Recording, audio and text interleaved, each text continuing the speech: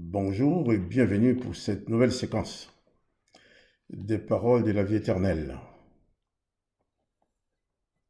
Euh, Lorsque nous parlons de Dieu, dans toutes les cultures, dans toutes les religions, on parle de Dieu. La question qui se pose, a-t-il un seul Dieu pour tous ou en a-t-il plusieurs?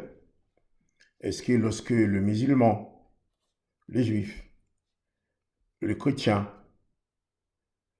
le bouddhiste ou le confucius ou dans d'autres religions, d'autres cultures, des anciens ou des indiens, lorsqu'ils parlent de Dieu, s'agit-il de ce même Dieu? Et la question se pose légitimement.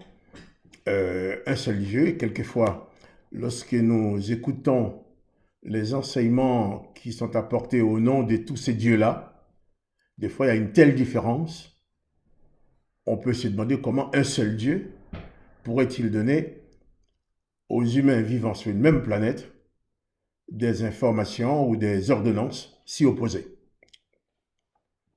Donc, plusieurs dieux ou un seul Dieu? Nous allons essayer au moins de répondre en partie dans cette vidéo à cette question, à savoir, que dit Jésus là-dessus? Qu'est-ce qui est dit aussi dans l'Ancien Testament? Je parle beaucoup de l'Ancien et du Nouveau Testament parce que ce sont ces livres-là que je maîtrise, je dirais. Je suis chrétien, donc je suis passionné par la vie de Christ. Et j'ai beaucoup aussi côtoyé l'Ancien Testament, à beaucoup de niveaux. Donc je peux parler que ce que je connais, ce que je comprends. Donc, voyons ce que dit Jésus, par exemple, dans l'Évangile de Jean, chapitre 17, au verset 1er. Je vais lire plusieurs textes dans l'Ancien et le Nouveau Testament, comme j'ai fait d'habitude, pour que nous puissions essayer de dégager la vérité entre les deux et savoir que chacun puisse se positionner et comprendre là où il se place. Jean chapitre 17, verset 1er. Après avoir ainsi parlé, Jésus leva les yeux au ciel et dit, « Père, l'heure est venue, glorifie ton Fils afin que ton Fils te glorifie, selon que tu lui as donné pouvoir sur toute chair, afin qu'il accorde la vie éternelle à tous ceux que tu lui as donnés. Or, la vie éternelle, c'est qu'ils te connaissent, toi, le seul vrai Dieu, et celui que tu as envoyé, Jésus-Christ. » Voilà, dans ces textes, Jésus-Christ affirme que connaître son Père, qui est le seul vrai Dieu, c'est déjà la vie éternelle. Or, la vie éternelle, c'est qu'ils te connaissent, toi, le seul vrai Dieu, et celui que tu as envoyé, Jésus-Christ. Cette affirmation du Christ sera le sujet d'une prochaine vidéo, mais je crois que c'est très important, très intéressant de nous arrêter dessus. Le fait que Jésus lui-même parle de son Père comme étant le seul vrai Dieu revient déjà à reconnaître l'existence d'autres dieux qui ne sont pas le vrai, mais qui existent quand même. L'apôtre Paul écrit aux Corinthiens, 1 Corinthiens chapitre 8, verset 6. 1 Corinthiens 8, verset 6, l'apôtre Paul écrit, « Car s'il est des êtres qui sont appelés Dieu, soit dans le ciel, soit sur la terre, comme il existe réellement plusieurs dieux et plusieurs seigneurs, néanmoins, pour nous, il n'y a qu'un seul Dieu, le Père, de qui vient toute chose et pour qui nous sommes, et un seul Seigneur, Jésus-Christ. » Voyons maintenant un peu dans l'Ancien Testament. Exode chapitre 20, verset 1er. Alors Dieu prononça toutes ces paroles en disant, « Je suis l'Éternel, ton Dieu, qui t'a fait sortir du pays d'Égypte, de la maison de servitude. Tu n'auras point d'autre Dieu devant ma face. » Là, l'Éternel met son peuple en garde pour qu'il n'aille pas vers d'autres dieux, ce qui revient à reconnaître leur existence, ces autres dieux-là. Il ordonne même de punir à mort ceux qui prendraient les risques d'aller vers l'un de ces autres dieux, que ce soit, il dit, que ce soit ton père, ta mère, ton frère, ta sœur ou ta femme, qui te demande d'aller vers d'autres dieux, l'Éternel demande que tu le tues de tes propres mains. Pour en arriver là, c'est que l'Éternel était certain qu'il y avait autour de lui d'autres dieux concurrents, je dirais. Jean chapitre 14, verset 4. Vous savez où je vais, c'est Jésus qui parle là. Vous savez où je vais et vous en savez le chemin. Thomas lui dit, Seigneur, nous ne savons où tu vas. Comment pouvons-nous en savoir le chemin? Jésus lui dit, je suis le chemin, la vérité et la vie. Nul ne vient au Père que par moi. Si vous me connaissiez, vous connaîtriez aussi mon Père. Et dès maintenant, vous le connaissez et vous l'avez vu. Philippe lui dit, Seigneur, montre-nous le Père et cela nous suffit.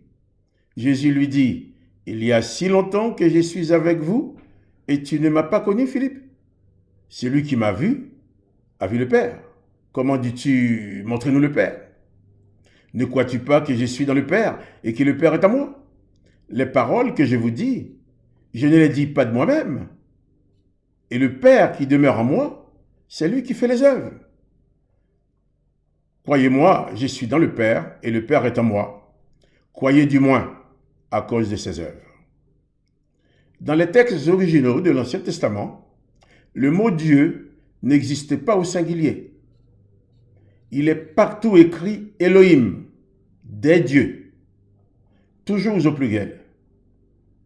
Pour information, dans la langue hébraïque, tous les mots masculins pluriels se terminent toujours par im, et tous les mots féminins pluriels se terminent toujours par ot. Par exemple, l'Éternel des armées, Adonai Sebaot, l'armée, c'est Seba, donc Sebaot. Pour dire livre en hébreu, eh bien, livre Sefer, eh bien, au pluriel, on dit Sepharim. Armée, comme j'ai dit tout à l'heure, on dit Seba. Pour dire armée, eh bien, les armées, Sebaot. Par exemple, pour dire table, on dit Shulhan. Au table, c'est un mot féminin, alors on va dire Shulhanot. Je pourrais prendre d'autres exemples, mais c'est pour dire que partout, il n'y a aucun endroit où c'est écrit El, qui serait Dieu au singulier. C'est toujours écrit Elohim.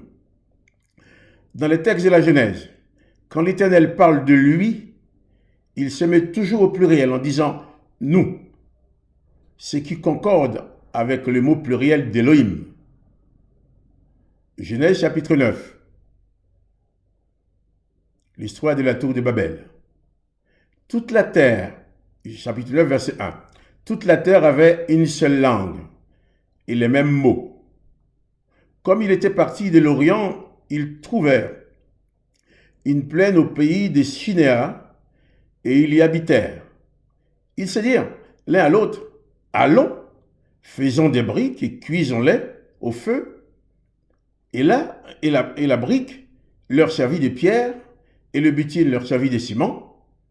Ils dirent encore, allons, bâtissons-nous une ville et une tour dont le sommet touche au ciel et faisons-nous un nom afin que nous ne soyons pas dispersés sur la face de toute la terre. L'Éternel descendit. Descendit déjà, il y a un mouvement, il était quelque part, il va ailleurs. L'Éternel descendit pour voir la ville et la tour que bâtissaient les fils des hommes. Et l'Éternel dit, voici, ils forment un seul peuple et ont tous une même langue. Et c'est là ce qu'ils ont entrepris. Maintenant, rien ne les empêcherait de faire tout ce qu'ils auraient projeté. Allons, au pluriel, hein, descendons, c'est l'Éternel qui parle de lui et de ses collègues. Et là, confondons leur langage afin qu'ils n'entendent plus la langue les uns des autres. Et l'Éternel dispersa loin de là sur la face de toute la terre et ils cessèrent de bâtir la ville. C'est pourquoi on appelle On l'appelle du nom de Babel, car c'est là que l'Éternel confondit le langage de toute la terre, et c'est de là que l'Éternel les dispersa de la face de toute la terre. On pourrait faire une parallèle, je crois que ce n'est pas le sujet, on pourrait faire une parallèle de Jésus qui dit que nous soyons un, le Père veut que nous soyons un, et le peuple a failli être un à Babel, mais l'Éternel les a dispersés. Il y a aussi dans Genèse 3, verset 22, l'Éternel Dieu dit, voici l'homme est devenu comme l'un de nous. Il n'a pas dit que l'homme est devenu comme moi, qui sera lui l'Éternel. Il dit non, comme l'un de nous, pour la connaissance du bien et du mal. Empêchons-le, encore au pluriel, c'est pas j'empêche, empêchons-le maintenant d'avancer sa main et de prendre de l'arbre de vie, d'en manger et de vivre éternellement.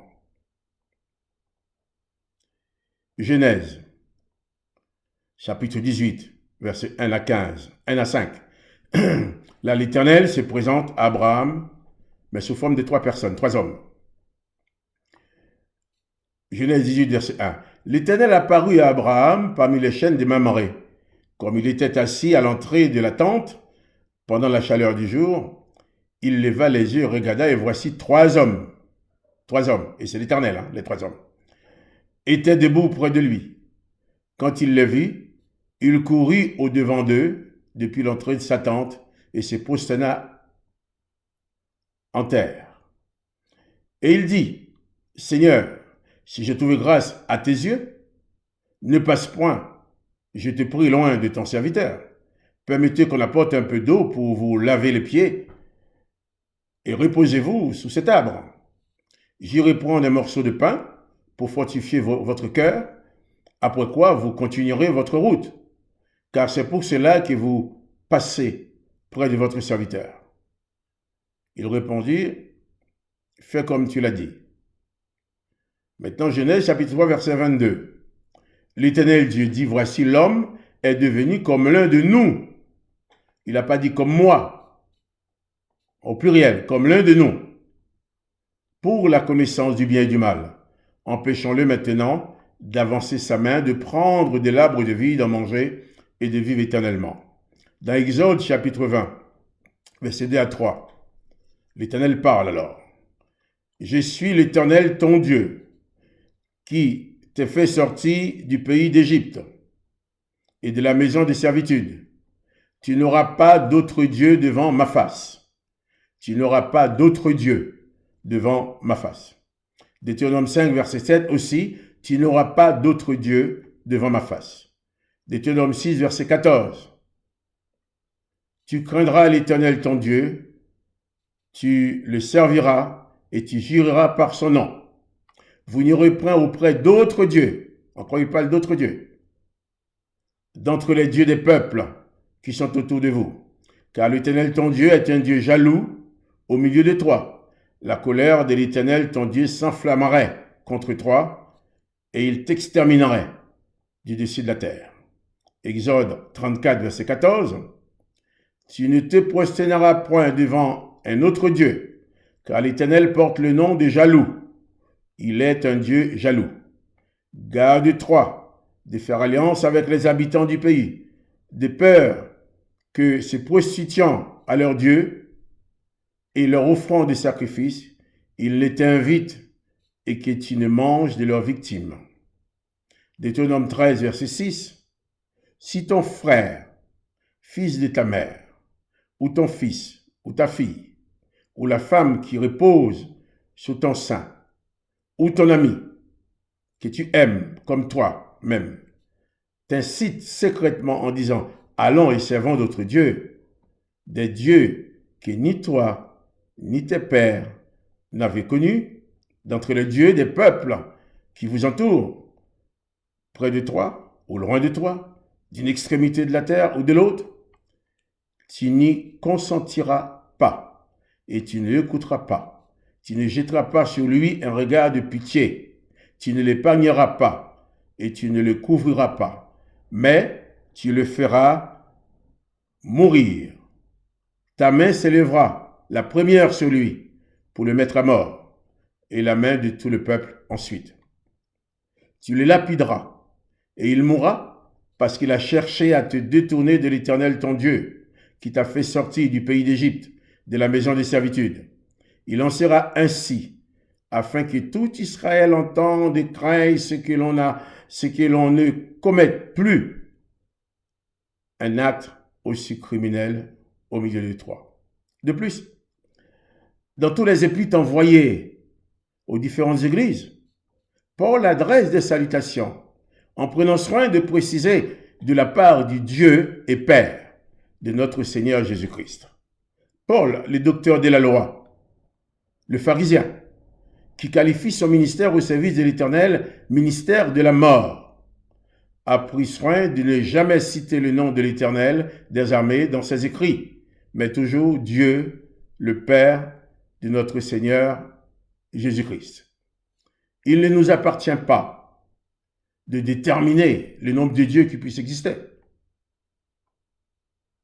Paul écrit dans 1 Corinthiens, chapitre 1, verset 3, « Que la grâce et la paix vous soient données de la part de Dieu notre Père et du Seigneur Jésus-Christ. » Paul va toujours insister à dire de la part de Dieu, Père de notre Seigneur Jésus-Christ. Pourquoi? Parce que quand il dit Dieu, il ne veut pas que les gens pensent qu'il s'agit de Yahvé, puisqu'il aurait pu dire un jour, comme les autres, comme David, comme Salomon, éternel des armées. Il ne l'a jamais prononcé. Au Galates, chapitre 1, verset 1, Paul écrit, Paul, apôtre, non de la part des hommes, ni par un homme, mais par Jésus-Christ et Dieu le Père, qui l'a ressuscité des morts. Et tous les frères qui sont avec moi aux églises de la Galatie. Que la grâce et la paix vous soient données de la part de Dieu, le Père, et de notre Seigneur Jésus-Christ. Éphésiens 1, verset 1. Paul dit, Paul, apôtre de Jésus-Christ, par la volonté de Dieu, aux saints qui sont à Éphèse et aux fidèles en Jésus-Christ, que la grâce et la paix vous soient données de la part de Dieu, notre Père, et du Seigneur Jésus-Christ. Apôtre Paul aurait pu écrire quelquefois de la part de l'Éternel des armées, de la part du Dieu de nos pères, l'Éternel des armées. Paul a déjà servi dans le ministère au service de l'Éternel. Il appelle ça ministère de la mort.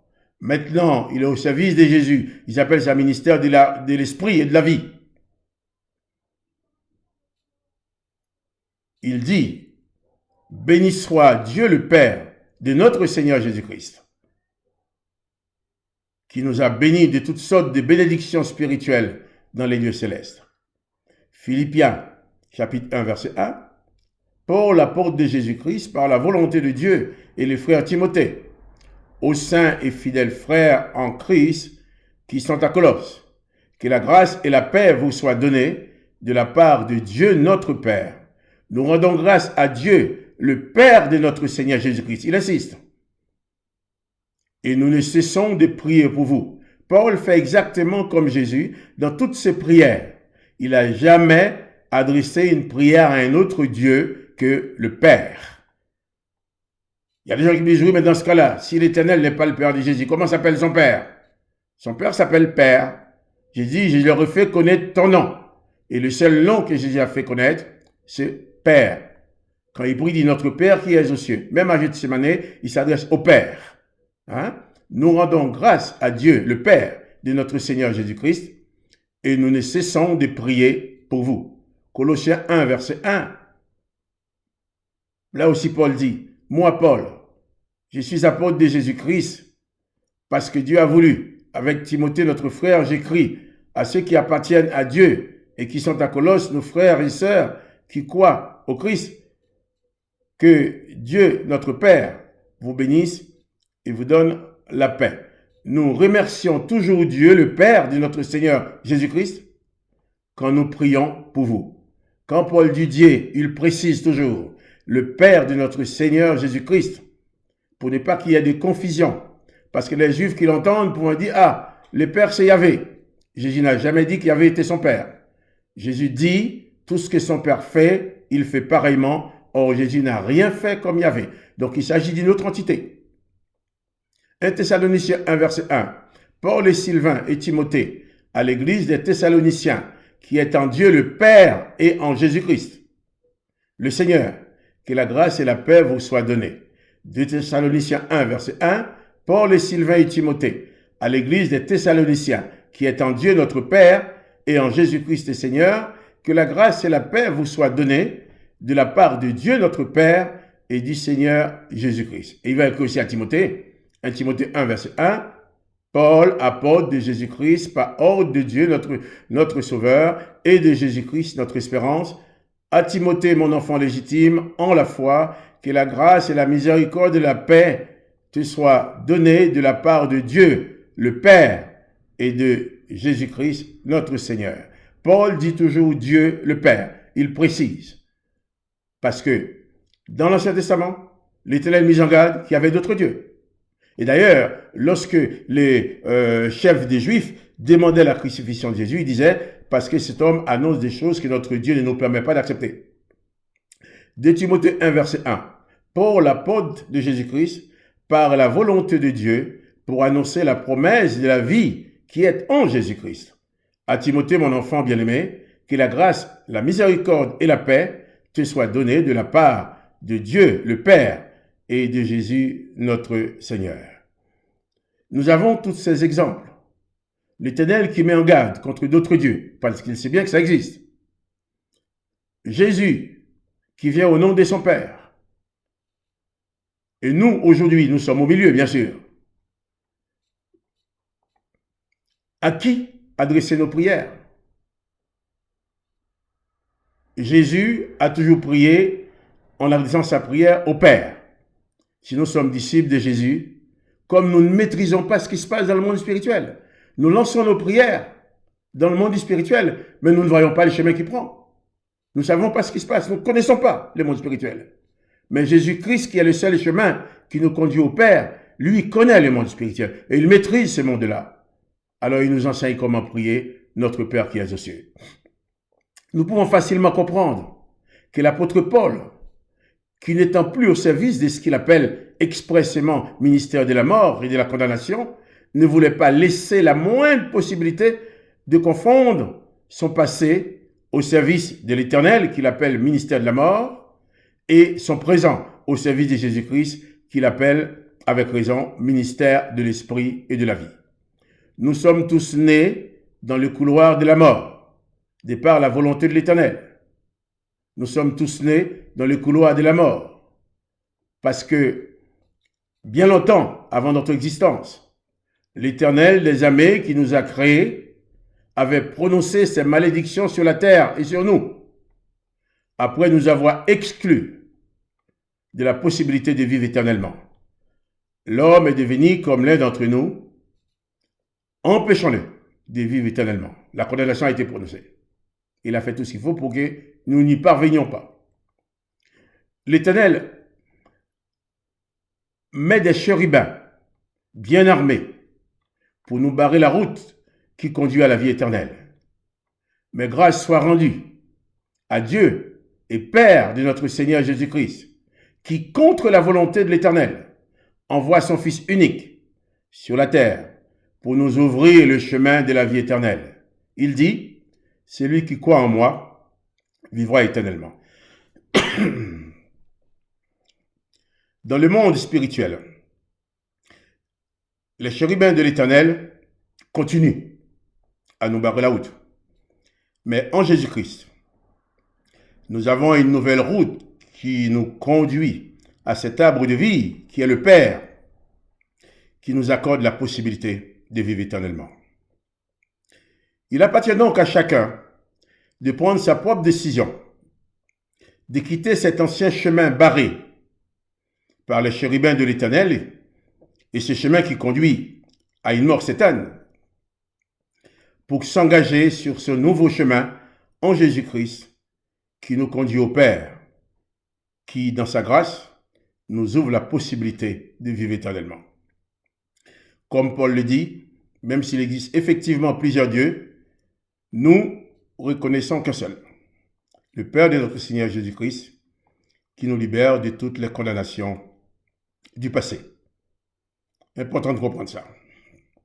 Nous ne pouvons pas marcher en même temps dans les voies de l'Éternel et dans les voies de Jésus-Christ. Nous devons choisir. Et si je me peux donner un conseil, choisissons de marcher avec Jésus-Christ, car lui seul nous ouvre les portes de la vie éternelle.